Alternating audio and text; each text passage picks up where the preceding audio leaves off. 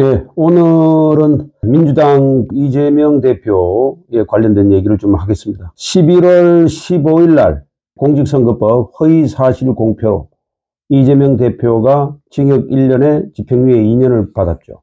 상당히 민주당으로서는 충격적인 판결 결과로 받아들인 것 같은데, 그 이유는요, 공직선거법의 허위사실 공표에 대해서 징역 1년에 집행유예 2년을 내리는 경우는 거의 잘 없습니다. 사실은 공직선거법은 거의 벌금형이죠. 그래서 예상됐던 게 이제 공직선거법 위반으로 100만 원이 넘어가면 의원직이 상실되는데, 100만 원이 과연 넘느냐 안 넘느냐를 가지고 기추가 주목됐었는데, 예상외로 징역 1년에 집행유예 2년이 선고돼서 이재명 대표 본인뿐만 아니고 민주당 내부에서도 상당한 충격으로 받아들이는 것 같습니다.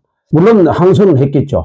중요한 거는 뭐냐면, 이제 그동안에 이 민주당에서는 나름대로의 재판에 어느 정도 간접적인 압력도 좀 넣고 여러 가지 영향력을 행사했다고 볼 수 있는데, 담당 판사마저도 진보 성향의 판사거든요.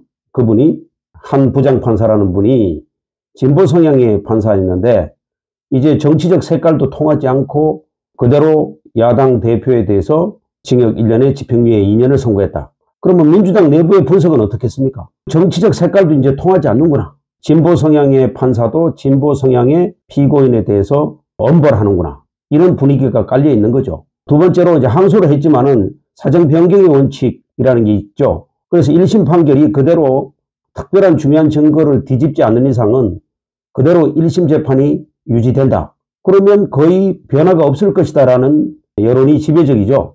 그래서 민주당 내부에서는 앞으로 지금 사법 리스크가 상당히 지금 많은데, 이뿐만 아니고 대장동 사건, 쌍방울 대북 송금 사건, 위정교사는 또 25일 날 재판이 선고가 열리죠. 그 다음에 이제 또 최근에 이재명 대표의 법인카드 유용 문제 또 추가 기소가 돼가지고 지금 허위사실 공표까지 합치면 총 5개를 지금 재판을 받아야 되는 그런 상황이기 때문에 민주당 내부에서도 상당히 이제 분열의 조짐이 보이는 거죠. 이재명 대표 카드로 과연 차기 정권을 획득할 수 있을까? 이대로 가다가는 정권 획득이 불가능한 거 아니냐. 그래서 이재명 대표의 대안으로 차기 후보를 새로 설정해야 되는 거 아니냐. 이런 긴장감이 팽배히 돌고 있는 거죠. 그런 과정에서 지금 다음 민주당 차기 대권 후보로 물망에 오른 분들을 소개해드리면, 사실은 지금 거의 과거에 좀 물망에 올랐던 분들이 많이 지금 현재 사실 정치 생명이 잃어버린 분들이 많죠. 예를 들어서 안희정 씨라든가 김경수 경남지사라든가 이런 분들이 지금 현재 정치권에서 사라졌잖아요. 그나마 보수층에서도 좀 폭넓게 지지를 받고 있었던 이낙연 씨 같은 경우에는 독립선언을 하고 또 독립된 노선을 걸어감으로써 진보 쪽에서는 거의 정치 생명이 많이 희박해졌다.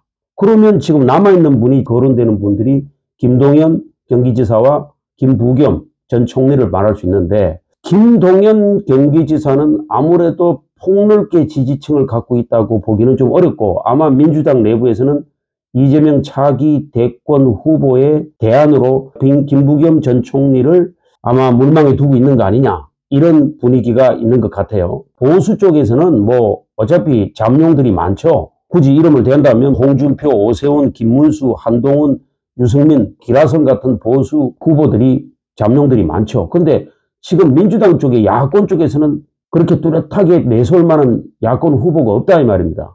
물망에 오르는 분이 김동연 씨와 김부겸 전 총리로 말할 수 있는데, 제가 봐서는 김부겸 전 총리가 유력하지 싶어요. 왜 유력하냐면 김부겸 전 총리는 과거에 20대 국회에서도 대구 수성갑에서 김문수 경기지사를 제치고 당선이 된 적이 있었거든요. 보수층에서도 김부겸 전 총리에 대해서는 인기가 높다 이건 아니지만 어느 정도 우호적인 그런 성향의 인사다 이렇게 보여지고 있거든요. 그래서 민주당에서는 아마 차기 대권의 카드로 이재명 후보 대안으로, 이재명 대표는 지금 사법 리스크가 너무 많기 때문에 이 고비를 넘기기는 어렵다, 이렇게 자체적으로 분석 판단을 한 것 같아요. 대통령 차기 후보는 아마 김부겸 전 총리가 유력하지 않을까. 그래도 보수층에서도 어느 정도 우호적인 성향의 인사로 여론도 괜찮으니까, 왜냐하면 대권은 또 총선하고 다르거든요.